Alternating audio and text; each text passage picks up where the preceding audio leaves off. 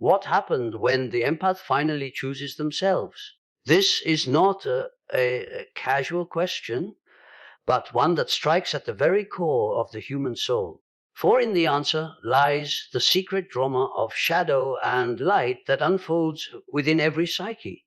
Imagine, if you will, the empath, sensitive, porous, open to the psychic currents of the world, who for years has lived as if their life were a mirror of others, as if their worth were measured by how much they could absorb, how much they could heal, how much they could suffer silently for the sake of harmony. The empath is a vessel, and in that vessel the cries of others echo louder than their own inner voice. But what happens when, after years of bending, the vessel says no more? What happens when the empath turns their gaze inward and asks for the first time, not what do they need from me, but what do I need from myself? The world trembles when such a shift occurs, for it is no small event in the collective unconscious. The empath, long accustomed to carrying shadows not their own, begins to confront the uncomfortable truth. Much of what they bore was not love, but projection. They were the container for the unlived lives of others, the silent scapegoat upon whom others placed their unmet wounds. And for the empath, the delusion was often sweet. To be needed is intoxicating. To be indispensable feels like love. But beneath this lies an ancient hunger, one that whispers, if I can keep others whole, then perhaps I will never be abandoned. Then when the empath chooses themselves, it is as if the archetype of the sacrificial lamb is suddenly replaced by the archetype of the sovereign. There is fear in this movement, for one cannot step into sovereignty without first descending into the underworld of guilt. Empaths feel guilt not because they have done wrong, but because they dare to exist for themselves. The psyche is conditioned from childhood often to equate love with self-erasure. So when the empath says no, when they close the door to yet another demand, when they step away from the ceaseless bleeding of their psychic energy, they are confronted with an inner accuser, a voice from the shadow that cries selfish, cruel, heartless. And yet it is precisely here that individuation begins. To individuate is not to become what others want you to be. It is to follow the thread of your own inner necessity, to listen to the voice of the self, that deep center which knows who you are beyond persona, beyond roles, beyond the manipulations of those who would consume your light. The empath, in choosing themselves, discovers that love without boundaries is not love at all, but possession. They see that much of their so-called compassion was in fact a hidden bargain with the world. If I give you all of me, will you keep me safe? But such bargains always fail because the world cannot save you from the task of living your own life. The empath who chooses themselves undergoes a death. They must let die the savior complex, that archetypal mask that convinced them they existed to heal what was broken in everyone else. And here lies the mystical paradox. When you cease trying to save others, you begin to truly see them. When you no longer need to patch their wounds to feel whole, you realize their suffering was never yours to own. You are no longer chained to their shadows, and in releasing them, you are released yourself. Dreams often foreshadow this transformation. I have seen patients who dream of standing at the edge of a dark sea, carrying bodies that are not their own, carrying strangers who whisper demands that grow heavier with each step. In the dream, the empaths finally drop the bodies, and though horror fills them, they also feel the strange lightness of liberation. Such a dream is not about cruelty, but about awakening. It says these burdens were never yours. Your guilt is not your truth. Your light does not exist to keep others from facing their own darkness. The empath's choice of self is not the abandonment of compassion. It is the discovery of true compassion, which begins with the self. One cannot pour endlessly from an empty vessel.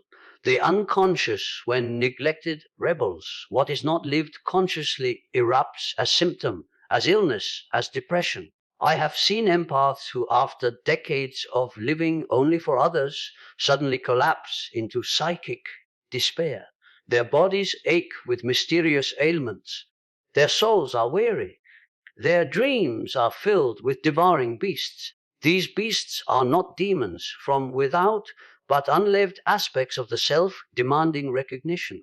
To heal, the empath must feed themselves first, must nourish their own soul with the same tenderness they once scattered recklessly upon the world. It is a dangerous moment, for those who once fed upon the empath's availability will not easily release their hold. They may accuse, manipulate, rage. The empath must learn to withstand the storm of others' disapproval, for this disapproval is the birth cry of their own sovereignty. Each no becomes a sword cutting through invisible chains. Each act of self-respect plants a flag in the soil of their inner kingdom. And though the world may call them selfish, the deeper truth emerges. They are finally alive. In myth, this transformation is symbolized by the hero who refuses to be sacrificed endlessly for the tribe and instead descends into the underworld to meet the shadow. Think of Persephone stolen into the darkness of Hades, who emerges not merely as a victim, but as queen of the underworld. The empath too must descend, must face the shadow of guilt, rage, and unmet desire. And in that descent they claim the crown of their own being. To choose oneself is to step into the archetype of the self, the center that unites opposites. The empath learns that they are not only light, but also shadow, not only giver, but also one who longs to receive. They integrate the truth that to deny their own needs is not holiness, but self-mutilation. And in this integration, something miraculous occurs. Their compassion deepens, but it no longer enslaves them. They can love without losing themselves, give without depletion, and walk among the suffering without absorbing it as their own. You see, when the empath chooses themselves, the collective also shifts. For each empath who awakens frees others from the unconscious game of projection. No longer will they carry the unlived shadows of those around them. Instead, they hold a mirror saying, "This is yours, and I will not steal it from you. This is your pain, and I will not live it for you." And in that mirror, others are confronted with their own responsibility. Some will flee, some will attack, but some will awaken. And this is how the light spreads. The empath who chooses themselves walks a lonely road at first. The silence of no longer being everything for everyone feels like exile. But in that silence, they hear for the first time the whisper of their own soul. They discover desires long buried, passions ignored, truths denied. Perhaps they remember that as a child they loved to paint, to sing, to wander in the woods. But these loves were set aside in order to attend to the endless needs of others. Now these forgotten parts of the self rise like ghosts demanding recognition. And when the empath embraces them, when they say yes to their own forgotten joys, the psyche begins to heal. For the psyche longs not for perfection, but for wholeness. Wholeness comes not by being all things to all people, but by being true to oneself. The empath must reclaim their anger as sacred fire, their desire as holy compass, their boundaries as divine architecture. For too long these aspects were cast into shadow, deemed selfish, dangerous, unworthy of love. But every quality repressed becomes a monster in the unconscious. Anger denied becomes depression. Desire denied becomes addiction. Boundaries denied becomes sickness. Only by integrating these shadowed parts can the empath step into the fullness of being. To choose oneself is to gather these exiles back into the circle of the self.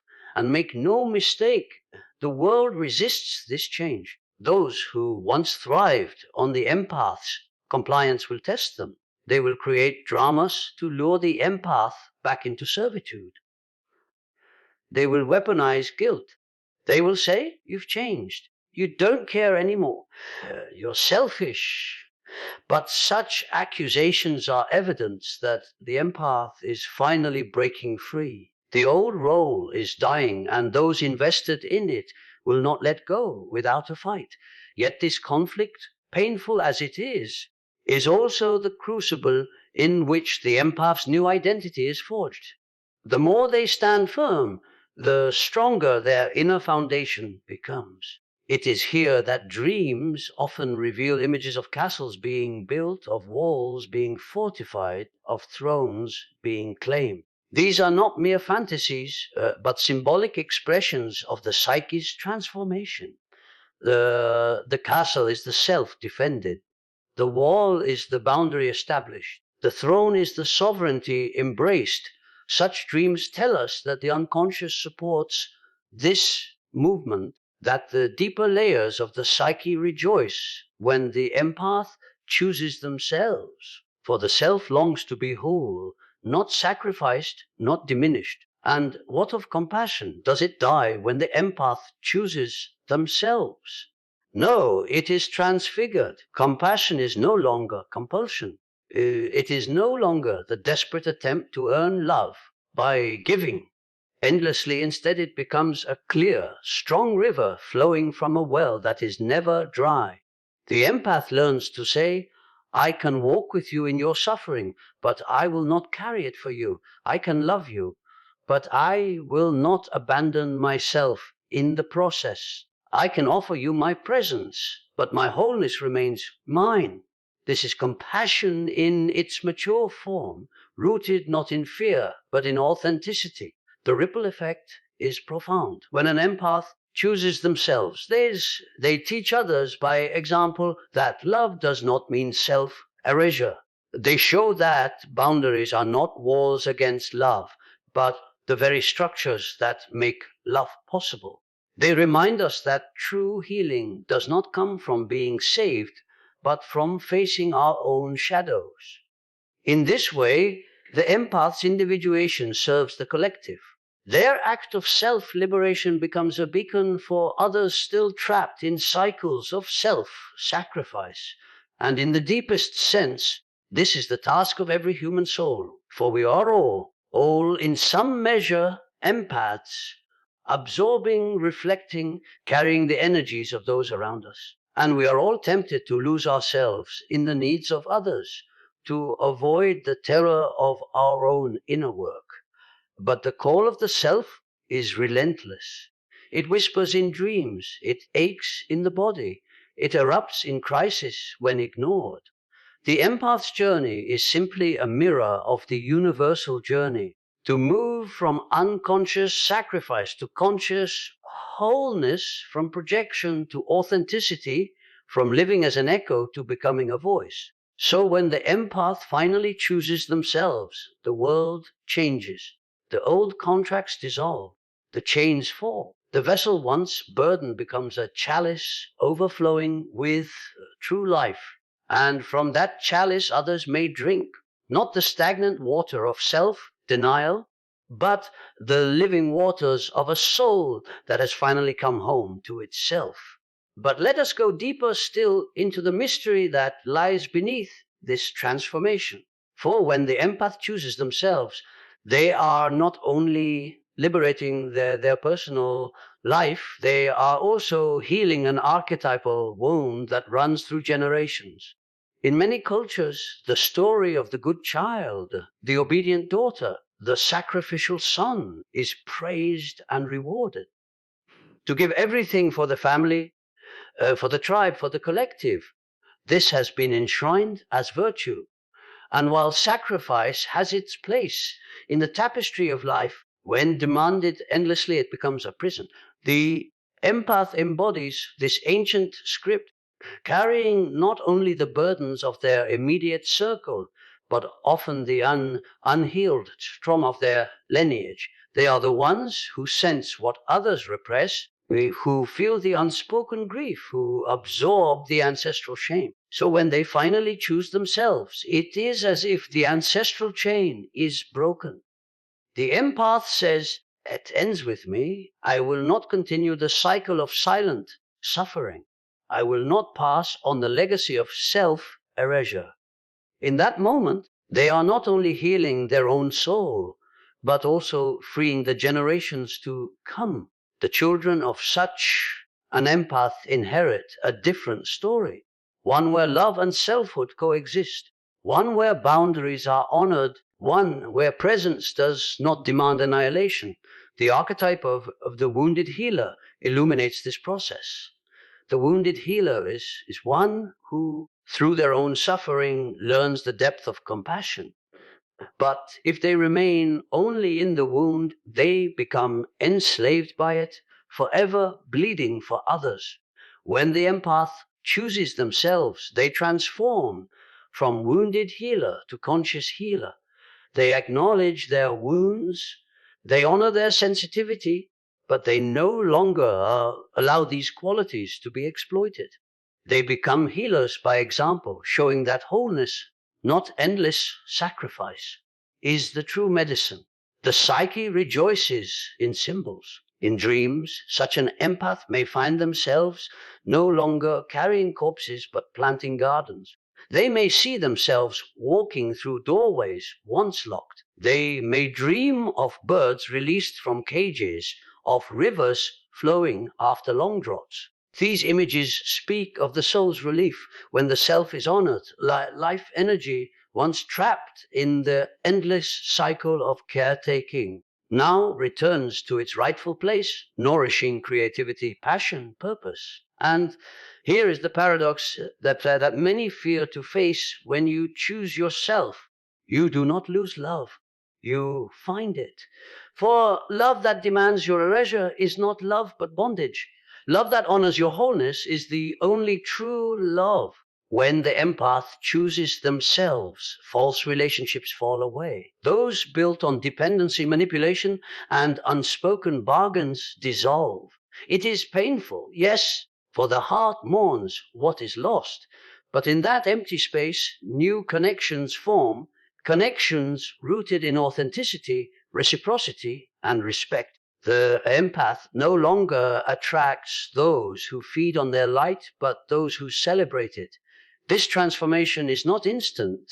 It unfolds like the seasons.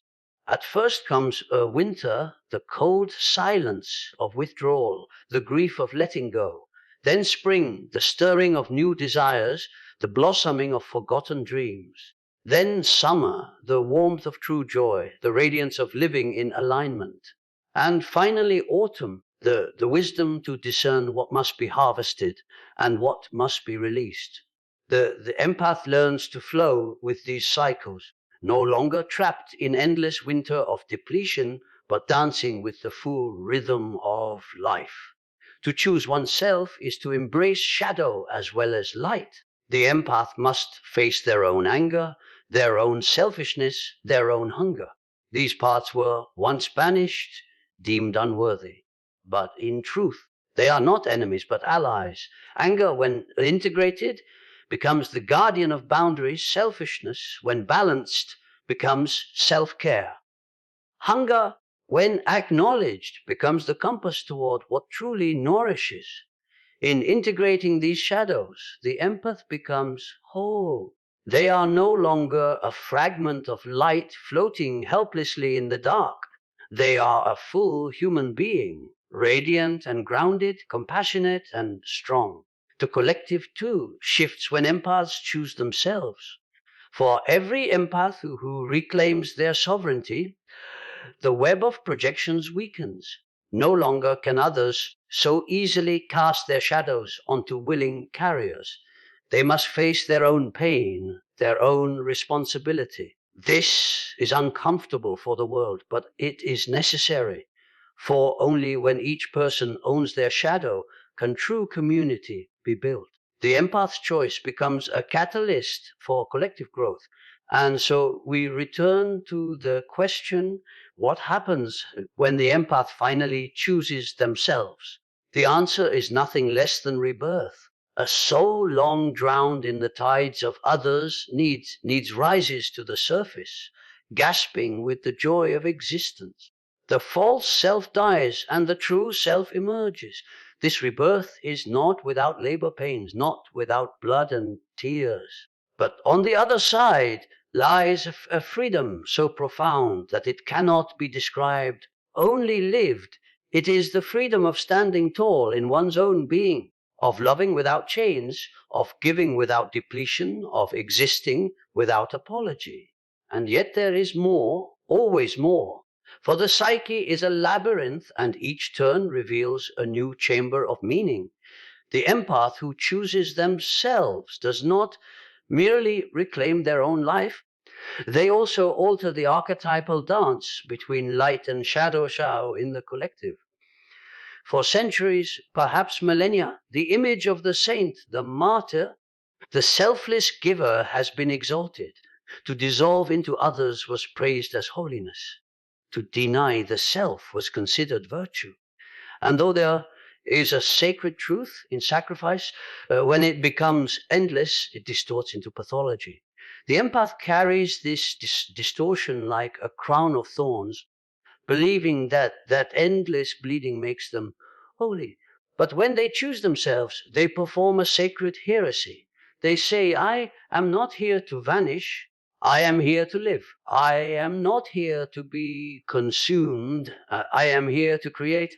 I am not here to die daily for your comfort. I am here to embody the fullness of my being. And this declaration shakes the foundations of old collective myths. The archetype of the martyr begins to crumble, and in its place rises the archetype of the sovereign, the one who rules their inner kingdom with compassion, but also with authority.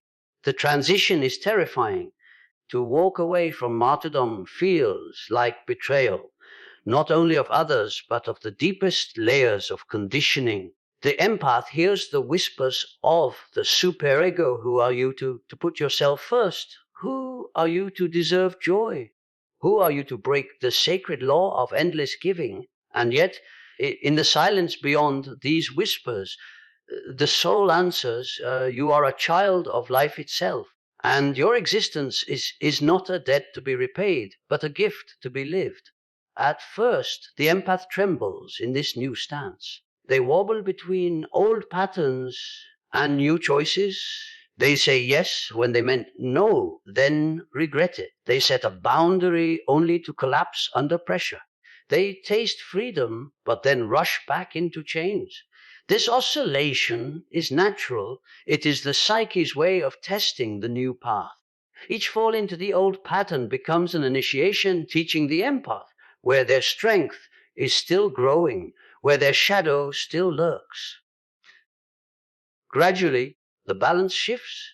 The no becomes firm. The yes becomes authentic. The boundary holds. The freedom lasts longer. Dreams during this stage often reveal the struggle. Some dream of standing at crossroads, unable to choose. Others dream of carrying heavy loads that suddenly fall away, leaving them bewildered at the lightness.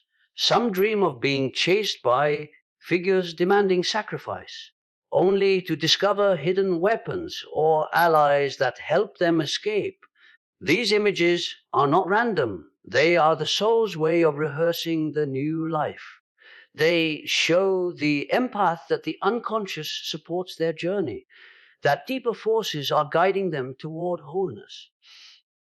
And then comes a turning point, a moment of undeniable clarity. It may arrive in a quiet decision in the middle of an ordinary day, or in a storm of confrontation with someone who demands too much. The empath suddenly realizes, I cannot go back. The old life is dead. I will no longer betray myself for the illusion of love. And in that moment, the chain snaps, the prison door swings open, the breath of freedom fills their lungs. This does not mean the journey ends, it means it truly begins. For now the empath must learn to live as a whole being, not just as a reflection of others. They must explore their own desires, passions, and purposes. They must learn the art of solitude, the joy of saying no, the strength of standing alone.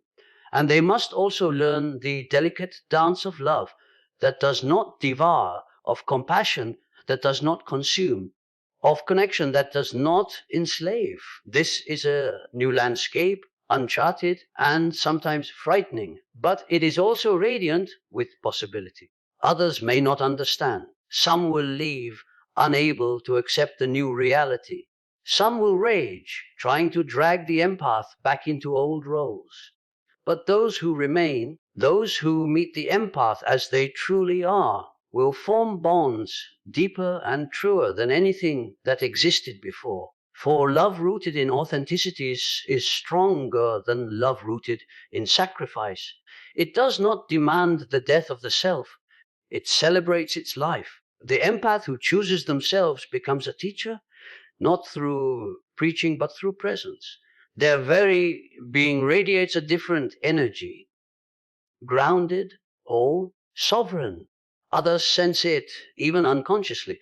They realize that it is possible to love without chains, to give without depletion, to live without apology. And in this way, the empath's transformation becomes a seed planted in the collective soil. Slowly, patiently, it grows until the old myth of the martyr gives way to a new myth, the myth of the sovereign soul. So let us honor the courage it takes to make this choice. For it is not easy to break centuries of conditioning, to stand against the tide of expectation, to face the storms of guilt and fear. But in doing so, the empath becomes not only free, but also a liberator. They remind us all that the greatest gift we can give the world is not our endless sacrifice, but our wholeness. For only from wholeness can true love flow. And so the empath, once a vessel for the endless tides of others, becomes something new, an ocean in their own right. They are no longer content to be a drop swallowed by another sea. They rise as waves with their own rhythm, their own power. This is not arrogance, though the world may call it so. It is truth. For to live as less than what one is, that is the true arrogance toward life itself. To deny the gift of individuality is to spit upon the divine spark within. And when the empath finally honors that spark, the cosmos itself rejoices. But here we must tread carefully, for the danger of inversion lurks in the shadows. Some empaths, in the early stages of choosing themselves, swing to the opposite extreme. They become rigid, hardened, armored. They confuse boundaries with walls, sovereignty with isolation. They declare, I owe nothing to anyone, and cut themselves off from the flow of connection. This is understandable, for the pendulum must often swing wide before finding its balance. Yet if they remain there, they risk becoming what once wounded them. Consumers rather than givers, exploiters rather than healers. The task is not to abandon compassion, but to refine it, to anchor it in authenticity. This integration is delicate. It requires the courage to remain open while also remaining rooted. It requires the wisdom to discern when to give and when to withhold, when to listen and when to speak, when to stay and when to walk away. It is an art, not a formula. And like all true arts, it can only be mastered through practice, through trial and error, through falling and rising again. The empath who chooses themselves must be patient with this process. They must forgive themselves for mistakes, for old patterns that still echo, for moments of fear or doubt. For individuation is not a straight line, but a spiral, each turn bringing deeper insight, each fall offering new strength. And as they walk this spiral path, they discover something astonishing. The very sensitivity that once felt like a curse becomes their greatest treasure. For now, it is no longer exploited, it is guided. The empath feels the pain of others, yes, but they no longer drown in it. They sense the energies of the world, but they no longer mistake them for their own. Their empathy becomes wisdom rather than wound, gift rather than chain. They can hold space for another's suffering without losing themselves. They can listen deeply without absorbing, care deeply without collapsing. This is the alchemy of the empath who has chosen themselves, the transformation of pain into power, of burden into blessing. And so we see that this journey is not merely personal, it is archetypal, mythic. It is the hero's journey disguised as ordinary life. The empath is called to leave the familiar role of self-sacrifice, to descend into the underworld of guilt and fear, to battle the demons of projection and manipulation, to claim the treasure of sovereignty, and to return to the world not as a victim, but as a sovereign soul. This treasure is not gold or glory, it is authenticity. And authenticity, once claimed, cannot be taken away. The ripple spreads outward. The empath's family feels it, though they may resist. Their community feels it, though they may misunderstand. The collective feels it, though it may take generations to recognize. For every empath who chooses themselves adds to the tide of awakening, shifting the balance from sacrifice to sovereignty, from projection to integration, from bondage to freedom. The world changes one soul at a time, and the empath who dares to live their truth becomes a catalyst for that change. And so let us return once more to the question: what happens when the empath finally chooses themselves? The answer is everything. The old world ends and a new world begins. The chains fall, the prison crumbles, the martyr dies, and in their place rises a being radiant with wholeness, grounded in truth, alive with purpose. They are no longer mirrors, but flames, no longer vessels, but oceans, no longer victims, but sovereigns.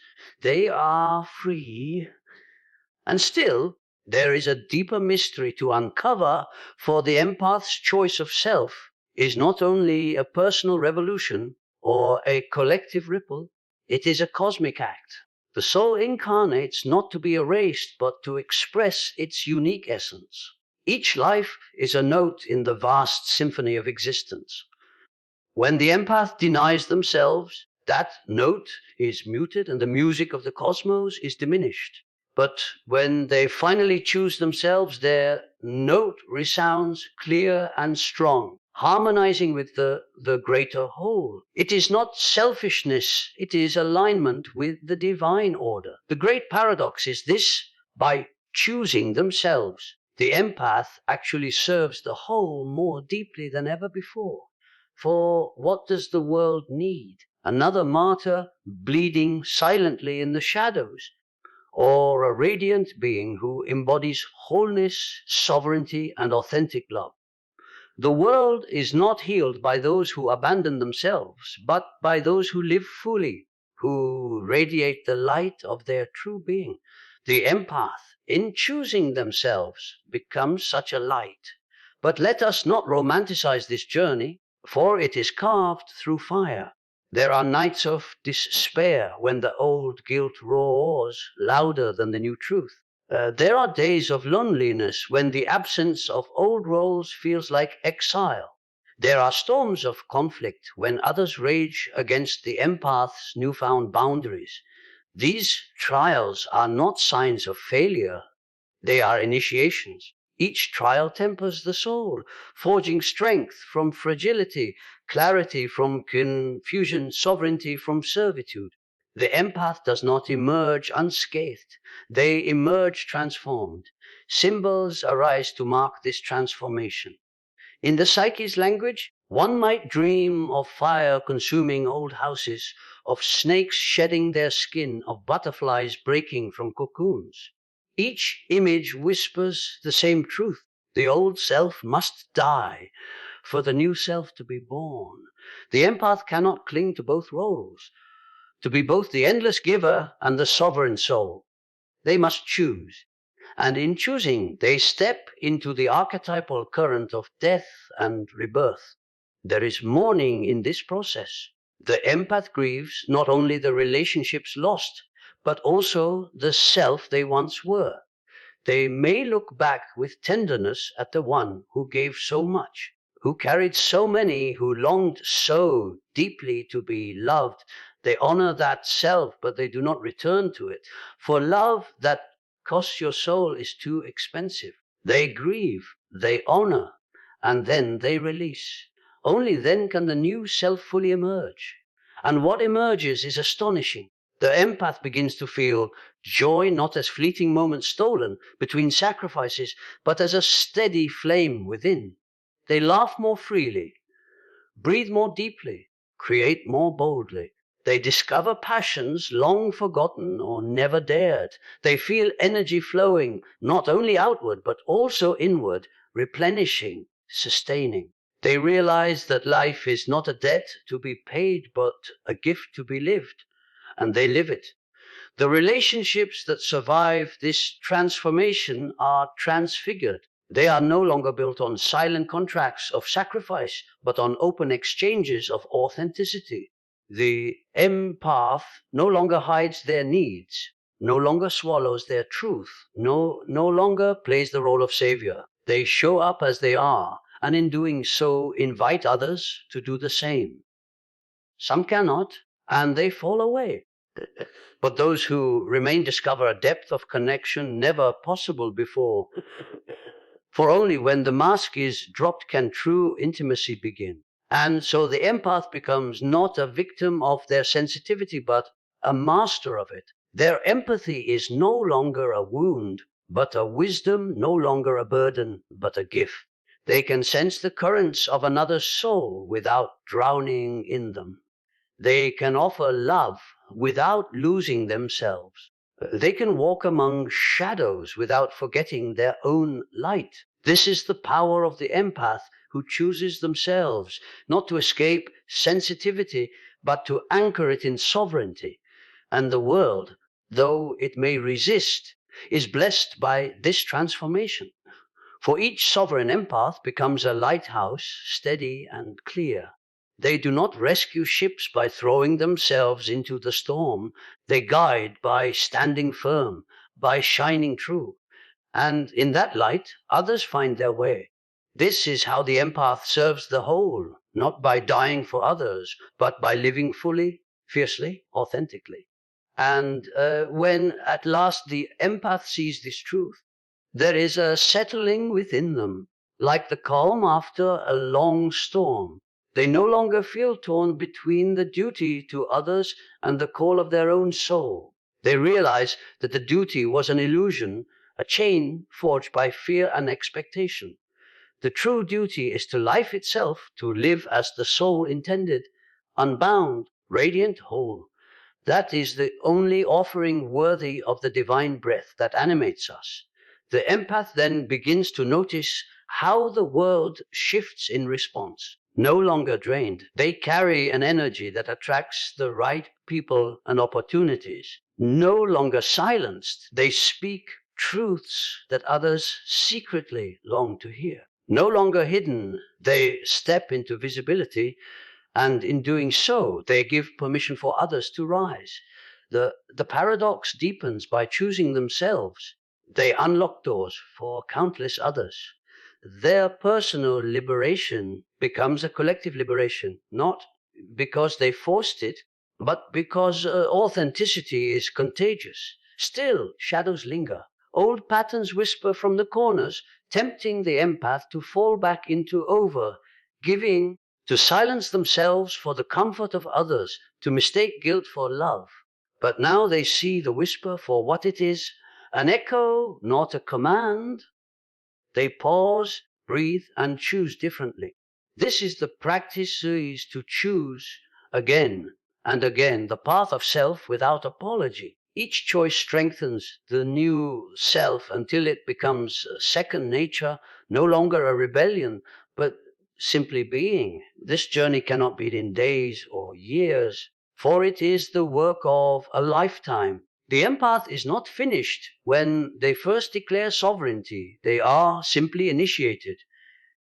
Life will test them again and again, not to punish, but to anchor their truth more deeply. Each test becomes less of a threat and more of a mirror, showing them where they still betray themselves, where they still cling to old illusions. And each time they shed a little more, stepping further into freedom. Over time, the empath comes to cherish their sensitivity not as a curse but as a compass. It guides them toward truth, toward beauty, toward the subtle currents others cannot perceive. They learn to trust their intuition, to honor the signals of their body and soul. They no longer dismiss their needs as selfish, but recognize them as sacred. They no longer suppress their feelings, but allow them to flow, to teach, to cleanse. Sensitivity, once a wound, becomes wisdom, a lantern lighting their way. Others may look at them and see strength, but the empath knows it is not the strength of walls, but of roots. They are grounded, flexible, alive. They bend without breaking, give without losing, love without dissolving. They stand not in defiance, but in alignment. This is the quiet power of the empath who has chosen themselves. Not a power over others, but a power rooted in authenticity. And in that power, they discover peace,